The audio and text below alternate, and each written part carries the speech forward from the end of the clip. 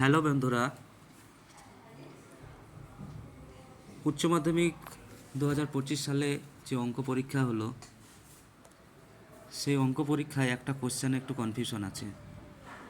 সেই কোশ্চেনে দেখো, তোমার 4-এর দাগের সি এর 2 নম্বর কোশ্চেন, যেটা এলপিপির কোশ্চেন ছিল, সেখানে প্রশ্নপত্রে কী বলা হয়েছে? লেখচিত্রের সাহায্যে নিচের রৈখিক প্রোগ্রামভিত্তিক সমস্যার সমাধান করো এবং অভীষ্ট অপেক্ষক জেডের পরম মান নির্ণয় করো।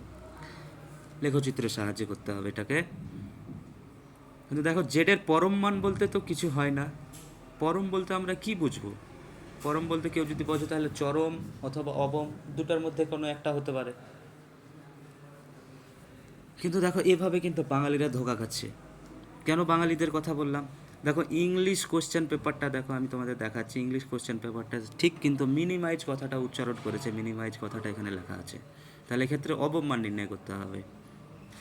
দেখো, অনেক ছাত্র আবার পরমটাকে চরম ভেবে এর অ্যান্সার কিন্তু তোমার চরম অ্যান্সার করবে। আমি এটার লেখচিত্রের সাহায্যে এটা সমাধান করে দেখিয়েছি, দেখো তোমরা সুন্দরভাবে। এক্ষেত্রে লেখচিত্রে দেখো, কৌণিক বিন্দু আমরা পেয়েছি এ বি সি ডি। এ বিন্দুতে মান হয়েছে 6, বি বিন্দুতে 10, সি বিন্দুতে 1 এবং ডি বিন্দুতে -4। তাহলে চরম মান হচ্ছে 10 এবং অবম মান হচ্ছে -4।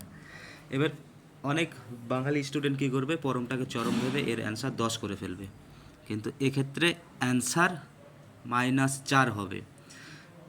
আবার দেখো, এক্ষেত্রে বাঙালিরা ধোঁকা খায়।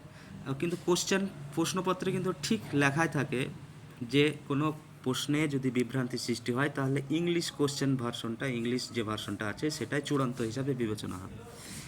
তবে এক্ষেত্রে অনেকে দেখা যায় যে ইংলিশ, আমরা বাঙালিরা সত্যি কথা বলতে ইংলিশের প্রতি এতটাই দুর্বল যে আমরা ইংলিশ ভাষা অতটা বুঝতে পারি না। আবার পরীক্ষার সময় তাড়াহুড়া করে কে অত ইংলিশের দিকে দেখতে যাবে? তবে এক্ষেত্রে কিন্তু যারা কোশ্চেন পেপার সিলেক্ট করে তাদেরকে একটু সতর্ক থাকা উচিত ছিল, বিশেষ করে বাংলা কোশ্চেন। মাঝে মাঝে দেখা যায় যে বাংলা কোশ্চেনগুলো এভাবে বিভ্রান্তিকর হয়ে যায়। এক্ষেত্রে অনেক স্টুডেন্ট কিন্তু সমস্যার সম্মুখীন হয়। তবে দেখো, আমার মতে এই কোশ্চেনটাতে বোর্ডের মেম্বারদের নাম্বার দেওয়া উচিত। যে 10 করেছে চরম মান, তাকে কিন্তু নাম্বার দেওয়া উচিত। বা কেউ যদি ক্যালকুলেশন করে থাকে অঙ্কটা, তাকে নাম্বার দেওয়া উচিত। কারণ প্রশ্নপত্র ভুল হবে আর ছাত্ররা এক্ষেত্রে হেনস্থার শিকার হবে, তারা বিভ্রান্তিতে পড়বে, এটা কিন্তু কাম্য নয়। এটুকুই আমার বক্তব্য ছিল। তোমরা তোমাদের অভিমত পোষণ করো কমেন্টে, দেখো।